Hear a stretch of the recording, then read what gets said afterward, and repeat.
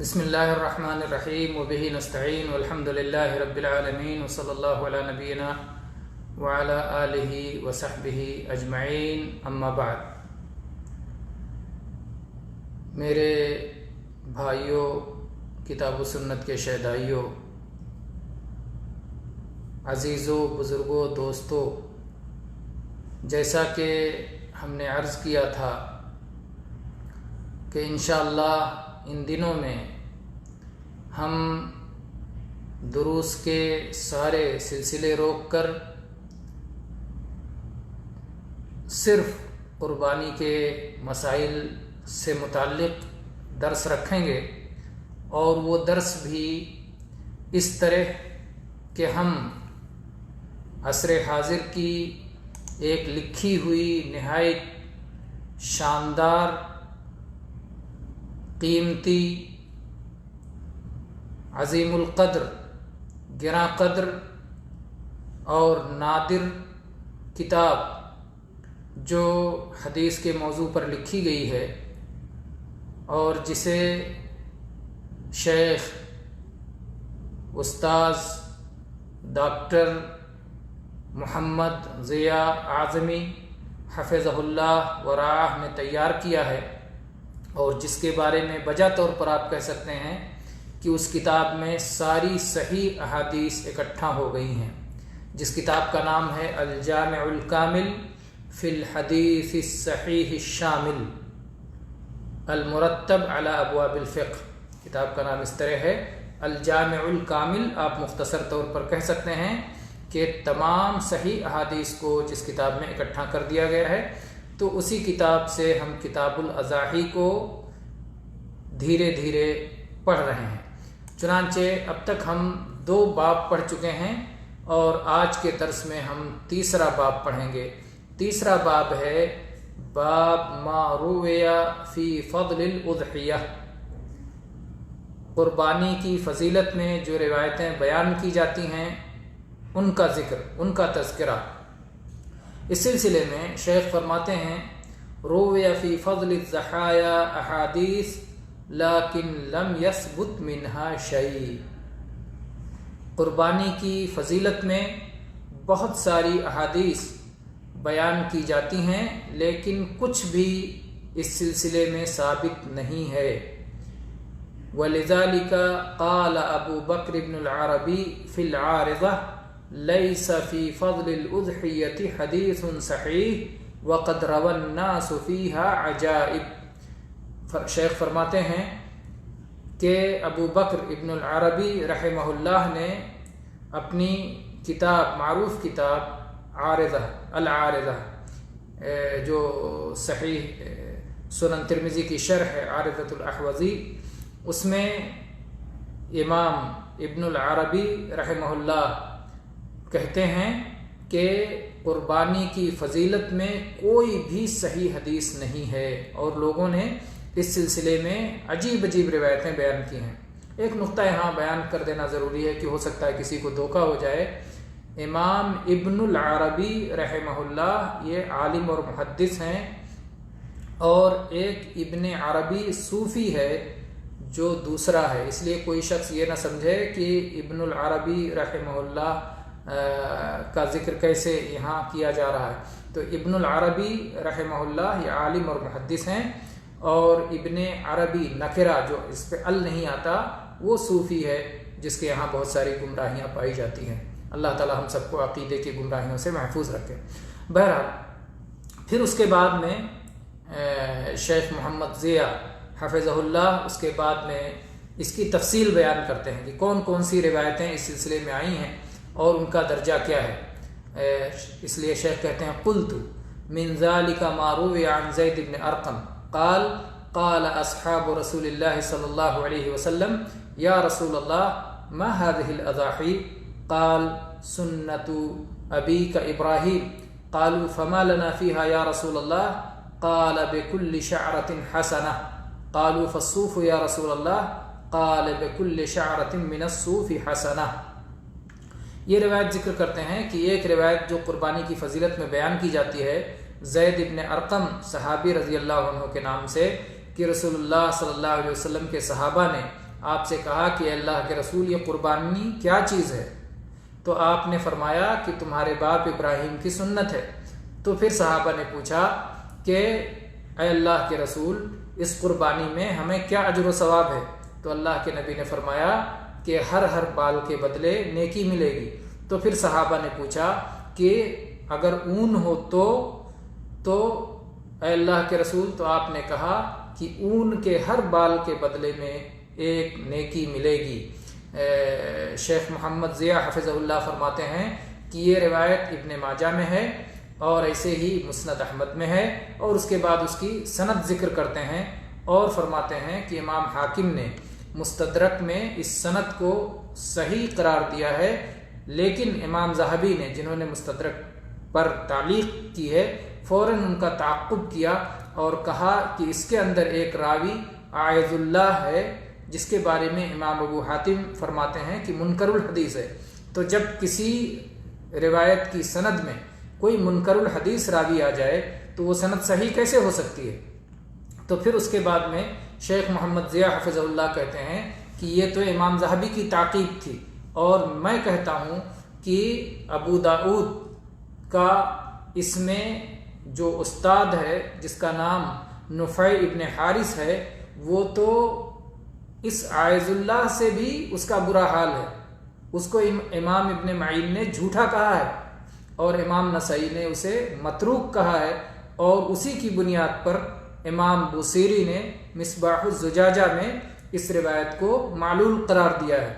تو اس میں ایک ہی علت نہیں بلکہ دو علتیں ہیں، ایک عائض اللہ اور ایک جو ہے اس کا استاد ابو داؤد، تو دو راویوں کی وجہ سے یہ روایت ضعیف قرار پاتی ہے۔ اسی طرح سے آگے شیخ فرماتے ہیں ایسے ہی عائشہ رضی اللہ عنہا سے جو روایت آتی ہے وہ بھی صحیح نہیں ہے۔ وہ روایت کیا ہے کہ رسول اللہ صلی اللہ علیہ وسلم نے فرمایا ما عمل آدمی من عمل یوم النحر احب الی اللہ من احراق الدم، کہ قربانی والے دن کوئی آدمی خون بہانے سے زیادہ اللہ کے نزدیک محبوب عمل نہیں کرتا۔ اس کے بعد اس روایت میں ہے انہ لیأتی یوم القیامت بقرونہا واشعارہا واضلافہا، اور قربانی کا جانور قیامت کے دن اپنے سینگوں سمیت اور اپنے کھروں سمیت اور اپنے بالوں سمیت آئے گا۔ وَإِنَّ الدَّمَ لَيَقَعُ مِنَ اللَّهِ بِمَكَانٍ قَبْلَ أَن يَقَعَ مِنَ الْأَرْضِ فَطِيبُوا بِهَا نَفْسًا، اور زمین پر خون کے گرنے سے پہلے اللہ تبارک و تعالیٰ کے ہاں خون ایک مقام پر پہنچ جاتا ہے، اس لیے خوش دلی سے قربانی کرو۔ یہ روایت بھی واعظین بہت بیان کرتے ہیں، یہ اسے امام ترمذی نے اور امام ابن ماجہ نے ذکر کیا ہے، اور اس کے بعد میں امام ترمذی نے کہا ہے کہ یہ حدیث حسن اور غریب ہے، اور اس کو ہم ہشام بن عروہ کی سند سے، اسی سند سے جو ہم نے ذکر کیا ہے، اسی سند سے جانتے ہیں، گویا یہ غریب ہے، اس کی صرف ایک ہی سند ہے، اور امام حاکم نے بھی اس کی روایت کی ہے اور اس کے بعد اس کی سند کو صحیح قرار دیا ہے۔ امام حاکم رحمہ اللہ کا تساہل معروف ہے، بہت ساری روایات کو صحیح قرار دے دیتے ہیں، حالانکہ حقیقت اس کے برخلاف ہوتی ہے، اور چنانچہ امام ذہبی نے اسی لیے بار بار ان کا تعاقب کیا ہے اور ان کا رد کیا ہے۔ تو اس روایت کو بھی جب امام حاکم نے صحیح کہا تو امام ذہبی کہتے ہیں کہ کیسے یہ صحیح ہو سکتی ہے، اس میں جو سلیمان نام کا راوی ہے، سلیمان واہن، سلیمان تو واہی ہے، وَبَعْضُهُمْ تَرَكَ، اور بعض لوگوں نے تو اسے متروک قرار دیا ہے۔ تو جس حدیث کی سند میں کوئی واہی راوی ہو یا کوئی متروک راوی ہو تو وہ سند صحیح کیسے ہو سکتی ہے اور وہ حدیث صحیح کیسے ہو سکتی ہے؟ تو اس طرح سے امام ذہبی نے اس کا تعاقب کیا۔ شیخ فرماتے ہیں سلیمان کے بارے میں کہ وہی ابو المثنی کے نام سے یہ محدثین کے ہاں معروف ہے، اور اس کا امام حاکم کے ہاں سند میں اس کا نام سلیمان ابن یزید آیا ہے، اور اسی لیے اس طرح سے امام ذہبی نے کہا ہے۔ امام ترمذی وغیرہ نے بھی اس کا اس طرح سے نام ذکر کیا ہے ابو المثنی کا، اور کہتے ہیں کہ حافظ ابن حجر رحمہ اللہ نے بھی تقریب میں اسے ضعیف قرار دیا ہے۔ اور امام ابن حبان نے المجروحین میں جو ہے اس کا ذکر کر کے کہا ہے کہ یہ ایک شیخ ہے جو ہشام ابن عروہ سے روایت کرتا ہے اور اپنی روایات میں ثقات کی مخالفت کرتا ہے، ثقہ راویوں کی مخالفت کرتا ہے، اس سے استدلال کرنا جائز نہیں ہے۔ لا يجوز الاحتجاج به ولا الروایت عنہ الا للاعتبار، اس سے استدلال کرنا اور اس سے روایت کرنا جائز نہیں ہے، البتہ اعتبار میں محدثین سندوں کو جمع کر کے اعتبار کرتے ہیں، مطابعات اور شواہد تلاش کرتے ہیں، تو کہا اس لحاظ سے اس کی روایت نقل کی جا سکتی ہے، ورنہ دلیل بنانے کے لیے اس کی روایت نہیں لی جا سکتی ہے۔ پھر اس کے بعد میں شیخ فرماتے ہیں کہ یہ ضعیف ہونے کے ساتھ ساتھ، یہ راوی ایک تو ضعیف ہے اور دوسرے ضعیف ہونے کے ساتھ ساتھ ایک کمزوری اور بھی ہے کہ اس نے ہشام بن عروہ سے سنا نہیں ہے، سنے بغیر روایت کرتا ہے، گویا بیچ میں کوئی واسطہ ہے، جیسا کہ امام ترمذی نے اپنی کتاب العلل الکبیر میں لکھا ہے کہ میں نے سألت محمدا عن حدیث ابی المثنى، محمد یہ امام بخاری ہیں، محمد بن اسماعیل البخاری کہتے ہیں میں نے امام بخاری سے، اپنے استاد امام بخاری سے اس راوی سلیمان ابو المثنى جس کی کنیت ہے اس کی احادیث کے بارے میں سوال کیا کہ یہ ہشام بن عروہ عن ابیہ عن عائشہ یہ روایت کرتا ہے، قربانی کے سلسلے میں اس کی روایت موجود ہے، تو امام بخاری نے فرمایا ہوا حدیث مرسل لم يسمع ابو المثنى من ہشام بن عروہ، کہ وہ حدیث مرسل ہے اور ابو المثنى نے ہشام بن عروہ سے سنا نہیں ہے، سنے بغیر روایت کر رہا ہے، تو بیچ میں گویا راوی غائب ہے، ایک جو ہے انقطاع پایا جا رہا ہے، اسی کو ارسال بھی کہا جاتا ہے، تو اس لحاظ سے یہ حدیث، اس حدیث کو گویا امام بخاری رحمہ اللہ نے بھی ضعیف قرار دیا، تو امام بخاری رحمہ اللہ نے بھی اس حدیث کو ضعیف قرار دیا۔ اس کے بعد میں شیخ فرماتے ہیں کہ امام ترمذی ہی سے نقل کر کے اس روایت کو امام بیہقی نے سنن کبریٰ میں ذکر کیا ہے، نقل کیا ہے، اور اس کے بعد فرمایا ہے کہ اس کو ابن خزیمہ نے اس کی روایت کی ہے، اور پھر اس کے بعد پوری سند ذکر کرتے ہیں اور الفاظ ذکر کرتے ہیں، اور اس کے بعد کہتے ہیں اپنا اس پر تبصرہ فرماتے ہیں کہ اس سند میں ایک شخص اس کے بدلے ہشام بن عروہ سے روایت کرنے والا دوسرا راوی آ گیا، اسماعیل ابن ابراہیم ابن عقبہ، جو کہ ثقہ راوی ہے، لیکن وہ اس سے روایت کر رہا ہے ابو المثنى، یعنی بیچ میں گویا جو ارسال کی بات تھی کہ ابو المثنى ڈائریکٹ ہشام بن عروہ سے روایت کرتا ہے اور ان دونوں کے بیچ میں کون ہے اس کا پتہ نہیں، تو وہ امام بیہقی نے اس شخص کا نام ذکر کیا کہ وہ اسماعیل ابن ابراہیم ہے، تو اسماعیل ابن ابراہیم تو ثقہ ہے، لیکن ابو المثنى خود ضعیف ہے اور مطابعات کے بغیر اس کی روایت قبول نہیں ہے، تو جب اس کی روایت کا کوئی متابع نہیں ہے تو اس لیے اب بھی روایت ضعیف ہو جاتی ہے، وہ انقطاع ختم ہونے کے باوجود دوسری علت باقی رہتی ہے، اور امام ابن حبان نے اپنی کتاب المجروحین میں اسی علت کو ذکر کیا ہے۔ تو بہرحال ان ساری تفصیلات کی بنا پر یہ بات واضح ہو گئی کہ قربانی کی کوئی مخصوص فضیلت کسی صحیح حدیث سے ثابت نہیں ہے، البتہ احادیث کے مجموعے کو دیکھا جائے تو اس سے قربانی کا مستحب ہونا اور قربانی کا سنت ہونا معلوم ہوتا ہے، اور جس شخص کو اللہ تبارک و تعالیٰ نے قدرت اور استطاعت سے نوازا ہو، اور جو شخص قربانی کرنے کی مالی طاقت رکھتا ہے، جس کے پاس پوزیشن ہے اور مال ہے اللہ نے جسے دیا ہے، تو اس شخص کے لیے اس کا چھوڑنا مناسب نہیں ہے۔ اسی لیے امام احمد ابن حنبل رحمہ اللہ کا یہ قول مروی ہے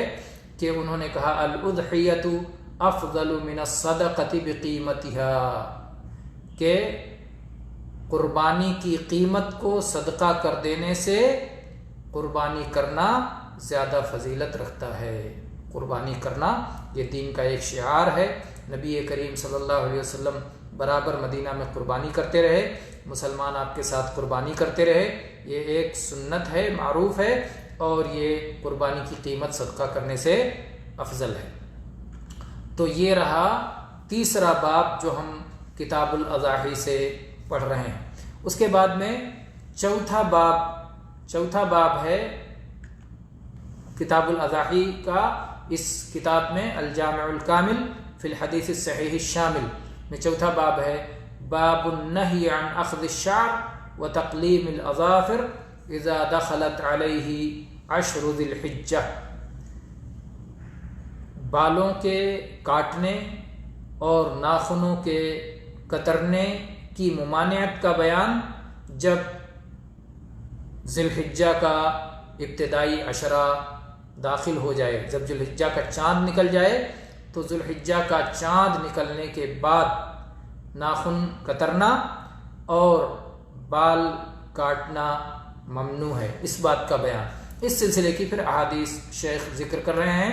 پہلی حدیث شیخ حفظ اللہ نے ذکر کیا، عن ام سلمۃ ان النبی صلی اللہ علیہ وسلم قال اذا دخلت العشر واراد احدكم ان يضحي فلا يمس من شعره وبشره شيئا وفي لفظ فلا يأخذن شعرا ولا يقلمن ظفرا، کہ جب عشرہ داخل ہو جائے، ذی الحجہ کا چاند نظر آ جائے اور ذی الحجہ کا پہلا عشرہ داخل ہو جائے اور تم میں سے کوئی شخص قربانی کرنے کا ارادہ رکھتا ہے تو نہ ہی اپنے بالوں کو اور نہ ہی اپنے چمڑے کو، کسی کو بھی کاٹنے کی نیت سے ہاتھ نہ لگائے، نہ بال کاٹے نہ چمڑے کاٹے۔ اور دوسرے اس روایت کے دوسرے لفظ میں اس طرح ہے کہ وہ اپنے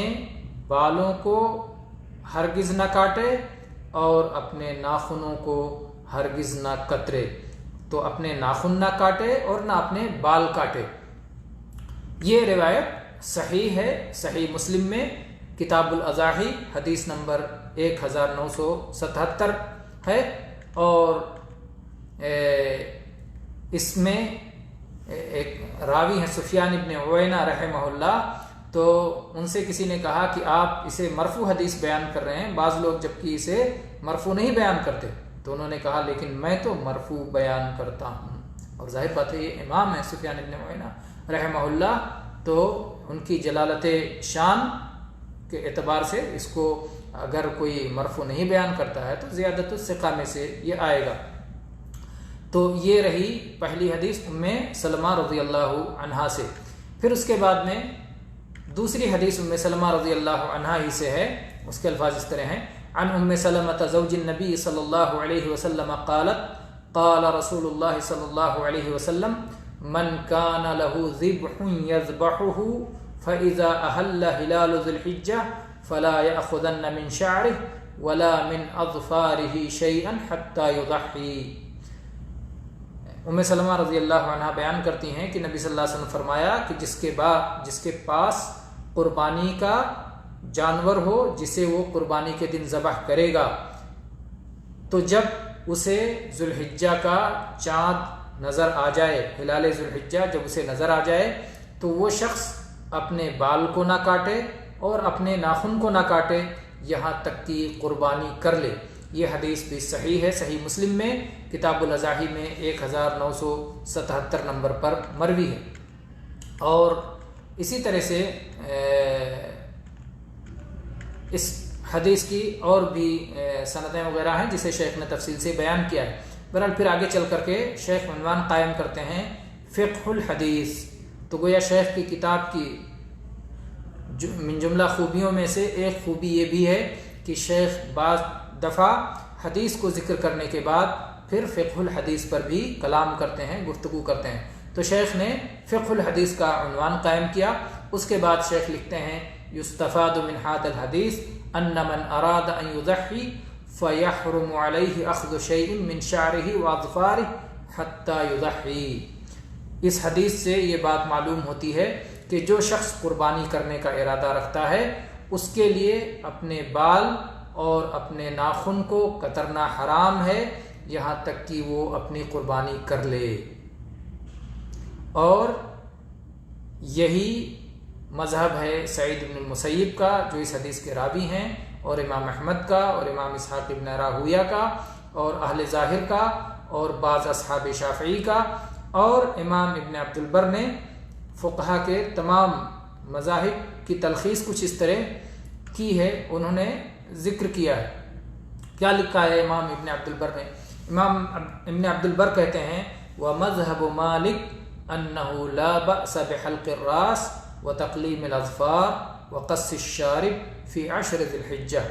وَهُوَ مَذْهَبُ سَائِرِ الْفُقَهَاءِ بِالْمَدِينَةِ وَالْكُوفَةِ کہ امام مالک رحمہ اللہ کا مذہب یہ ہے کہ سر مڈانے میں اور ناخن کترنے میں اور مونچھوں کے بال کاٹنے میں ذو الحجہ کے عشرے میں کوئی حرج نہیں ہے، اور یہی مدینہ اور کوفہ کے سارے فقہا کا مذہب ہے۔ یہ کون لکھ رہے ہیں؟ یہ امام ابن عبد البر لکھ رہے ہیں۔ اور اس کے بعد کہتے ہیں کہ لیث ابن سعد، یہ بھی مشہور فقیہ ہیں، کہ انہوں نے حدیث سعید بن المسیب کو، جو اوپر حدیث گزری ہے ام سلمہ رضی اللہ عنہ کی حدیث جسے سعید بن المسیب روایت کرتے ہیں، یہ حدیث امام لیث ابن سعد سے یہ حدیث ذکر کی گئی کہ نبی کریم صلی اللہ علیہ وسلم نے فرمایا ہے کہ جو شخص ذو الحجہ کا چاند دیکھ لے اور قربانی کا ارادہ رکھتا ہو تو وہ اپنے ناخن اور اپنے بال میں سے کچھ بھی نہ کاٹے یہاں تک کہ قربانی کر لے۔ تو امام لیث کہتے ہیں کہ ہاں یہ روایت کی گئی ہے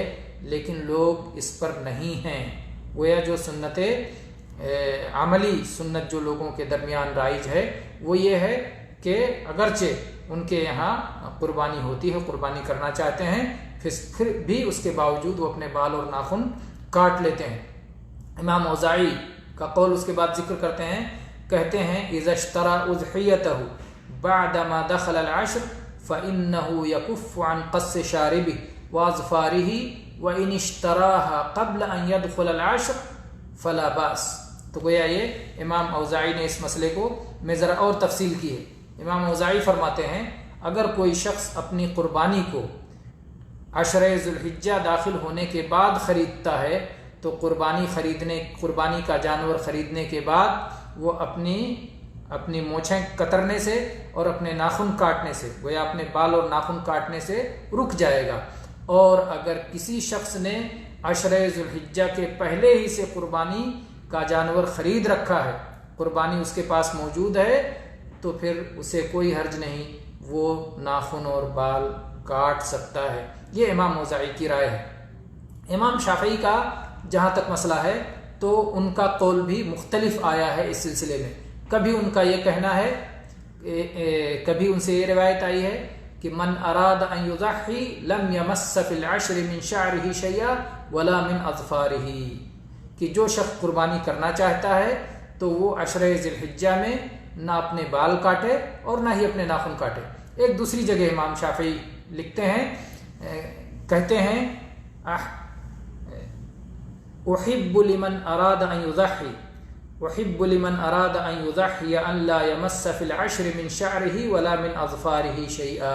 حتی یضحی لحدیث ام سلمہ رضی اللہ عنہا۔ کہتے ہیں مجھے یہ بات محبوب ہے کہ جو شخص قربانی کرنا چاہے وہ عشرہ ذی الحجہ میں اپنے بال اور اپنے ناخن میں سے کچھ بھی نہ کاٹے یہاں تک کہ قربانی کر لے، ام سلمہ رضی اللہ عنہا کی حدیث کو سامنے رکھتے ہوئے۔ فَإِنْ أَخَذَ مِنْ شَعْرِهِ وَأَظْفَارِهِ فَلَا بَأْسَ۔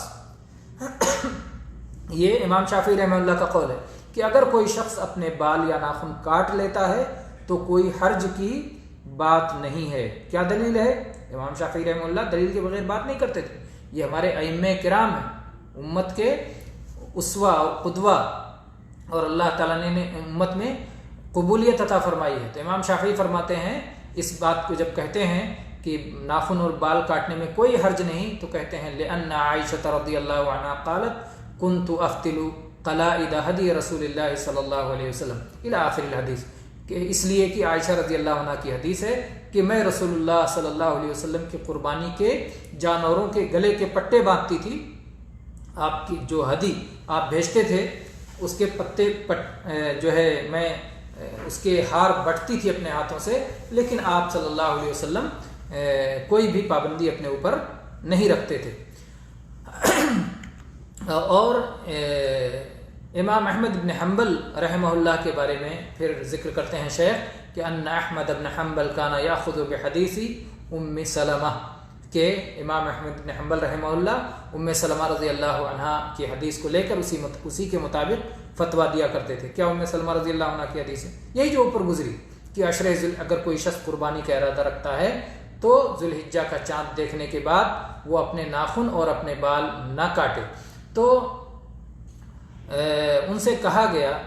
فَإِنْ أَرَادَ غَيْرُهُ أَنْ يُضَحِّي وَهُوَ لَا يُرِيدُ أَنْ يُضَحِّي فَقَالَ إِذَا لَمْ يُرِدْ أَنْ يُضَحِّي لَمْ يُمْسِكْ عَنْ شَيْءٍ وَإِنَّمَا قَالَ إِذَا أَرَادَ أَحَدُكُمْ أَنْ يُضَحِّي۔ تو امام احمد ابن حنبل رحمہ اللہ سے کہا گیا کہ اگر کوئی شخص ایسا ہے کہ وہ خود قربانی نہیں کرنا چاہتا ہے بلکہ دوسرا قربانی کرنا چاہ رہا ہے، تو کہا کہ جب وہ خود نہیں قربانی کرنا چاہ رہا ہے تو پھر کسی چیز سے نہیں رکے گا، کیونکہ نبی کریم صلی اللہ علیہ وسلم نے یہ فرمایا کہ جو قربانی کرنا چاہتا ہے وہ رک جائے۔ یعنی ایک گھر میں گھر کے مختلف افراد ہیں، اب قربانی کون کرنا چاہ رہا ہے؟ جو مال خرچ کر رہا ہے وہ قربانی کرنا چاہ رہا ہے، پیسہ لگا رہا ہے، بکرا خرید کے لا رہا ہے۔ تو جو قربانی کرنا چاہ رہا ہے، جس کی نیت ہے، جس کا ارادہ ہے قربانی کرنے کا، وہی شخص اپنے ناخن اور بال کاٹنے سے بچے گا۔ لیکن گھر کے جو باقی افراد ہیں جو قربانی نہیں کرنا چاہ رہے ہیں تو ان کو بچنا لازم نہیں ہے۔ اور امام ابو حنیفہ رحمہ اللہ کا قول یہ ہے کہ لا یکرہ ذلک لأنہ لا یحرم علیہ الوطء واللباس فلا یکرہ لہ حلق الشعر وتقلیم الاظفار۔ امام ابو حنیفہ رحمہ اللہ یہ کہتے ہیں کہ نہیں، ناخن کاٹنا یا بال کاٹنا مکروہ نہیں ہے، اور ان کا استدلال یہ ہے کہ جب اس شخص کے لیے وطی کرنا، جمع کرنا جائز ہے، اس شخص کے لیے لباس میں کوئی پابندی نہیں ہے۔ یعنی بعض لوگوں نے چونکہ اس کو قیاس کیا ہے ہدی پر، جو آدمی ہدی لے جا رہا ہو اپنے ساتھ قربانی کا اور احرام باندھے، تو احرام باندھتے حاجی اپنے ساتھ قربانی کے جانور رکھتا ہے، تو احرام پہنتے ہی جب تک اس کی قربانی کا جانور ذبح نہ ہو جائے تب تک وہ نہ ناخن کاٹتا ہے، نہ بال کاٹتا ہے، نہ ہی جو ہے سلے ہوئے کپڑے پہنتا ہے، تو وہ ساری پابندیاں ہوتی ہیں۔ تو اسی بنیاد پر شاید امام ابو حنیفہ رحمہ اللہ کے پاس اسی قیاس کے طور پر مسئلے کو بیان کیا گیا ہو اور یہ حدیث نہ پہنچی ہو، تو اس لیے امام حنیفہ رحمہ اللہ نے کہا نہیں، ایسا کچھ بھی مکروہ نہیں ہے کہ آدمی ناخن بال نہ کاٹے، کیونکہ اگر ہدی ہی پر قیاس کرنا ہے تو ہدی جو شخص لے جاتا ہے اس شخص پہ جمع بھی حرام ہوتا ہے، اس شخص پر سلے ہوئے کپڑے بھی حرام ہوتے ہیں، اس شخص پہ ناخن اور بال کاٹنا بھی حرام ہوتا ہے۔ تو جب قربانی کرنے والے کے لیے جمع کرنا حرام نہیں اور لباس میں کوئی پابندی نہیں، جو چاہے پہنے، تو ایسے ہی بال موڑنا اور ناخن کاٹنا بھی اس کے لیے مکروہ نہیں ہے۔ یہ امام ابو حنیفہ رحمہ اللہ کا قول ہے۔ اور پھر اس کے بعد میں شیخ ذکر کرتے ہیں وَذَهَبَ بَعْضُ أَهْلِ الْعِلْمِ إِلَىٰ أَنَّهُ لَا يُمْسِكُ عَنْ أَخْذِ شَهْرِهِ وَتَقْلِيمِ أَظَافِرِهِ إِلَّا إِذَا دَخَلَ عَلَيْهِ الْعَشْرُ وَعِنْدَهُ الْأُضْحِيَةُ فَإِذَا لَمْ تَكُنْ لَهُ الْأُضْحِيَةُ فَلَا يَجِبُ عَلَيْهِ أَنْ يُمْسِكَ۔ کہ بعض اہل علم کا یہ خیال ہے کہ وہ شخص جس کے پاس قربانی موجود ہے، قربانی کا جانور موجود ہے، صرف نیت نہیں بلکہ باقاعدہ قربانی کا جانور اس کے پاس موجود ہے، اور اس پر قربانی کا جانور موجود ہوتے ہوئے ذوالحجہ کا چاند نکلتا ہے، وہ مالک ہے قربانی کے جانور کا، اس کے پاس ہے قربانی کا جانور، اس نے قربانی کے لیے اسے متعین کر دیا ہے، اور پھر وہ ذوالحجہ کا چاند دیکھتا ہے، تو ایسا شخص جو ہے اپنے بال اور ناخن نہیں کاٹے گا، ایسا شخص پابندی کرے گا، اس کے پاس قربانی کا جانور بھی ہے اور اب ذوالحجہ کا چاند اس نے دیکھا تو اب وہ اپنے ناخن اور بال نہیں کاٹے گا۔ لیکن ایک شخص کی صرف نیت ہے، لیکن اس کے پاس ابھی قربانی کا جانور نہیں ہے، مارکیٹ سے خرید کے بعد میں وہ قربانی کرے گا، اس کی نیت ہے، پختہ نیت ہے، پھر بھی چونکہ ابھی وہ قربانی کے جانور کا مالک نہیں ہے، قربانی کا جانور اس کے پاس نہیں ہے، اس کے لیے اس کو اپنے ناخن اور بال کاٹنے سے بچنا اس پر فرض نہیں ہے۔ تو یہ بعض اہل علم کی رائے ہے۔ اس کے بعد میں پھر ایک روایت ذکر کرتے ہیں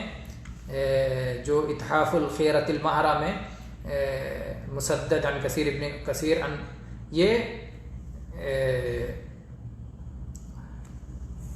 روایت یہ ذکر کرتے ہیں، مسدد روایت کرتے ہیں کثیر ابن ابی کثیر سے کہ یحییٰ ابن یعمر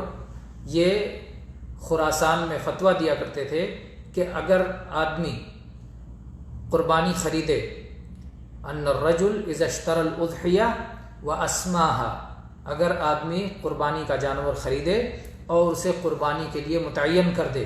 ودخل العشر ان یکف عن شعرہ واظفارہ حتی یضحی،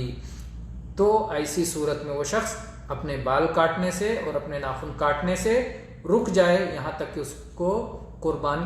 یہاں تک کہ وہ اپنی قربانی کر ڈالے۔ کہتے ہیں قتادہ تو میں نے سعید بن مسیب رحمہ اللہ سے ذکر کیا تو انہوں نے کہا کہ ہاں، سعید بن مسیب رحمہ اللہ ہی راوی ہیں ام سلمہ رضی اللہ عنہ کی حدیث کے، ام سلمہ رضی اللہ عنہ کی حدیث جو اوپر گزری اس کے راوی سعید بن مسیب رحمہ اللہ ہیں، ان سے یہ بات ذکر کی گئی، یہ فتویٰ خراسان کا ان سے ذکر کیا گیا، تو سعید بن مسیب رحمہ اللہ نے کہا ہاں ایسے ہی کرنا چاہیے کہ اگر آپ کے پاس قربانی کا جانور ہے اور قربانی کے لیے آپ نے اسے متعین کر دیا ہے، آپ مالک ہیں اس کے، آپ کے پاس ہے جانور، اور اس کے بعد ذو الحجہ کا چاند نکلتا ہے، تب آپ اپنے ناخن اور بال کاٹنے سے رکے رہیں گے۔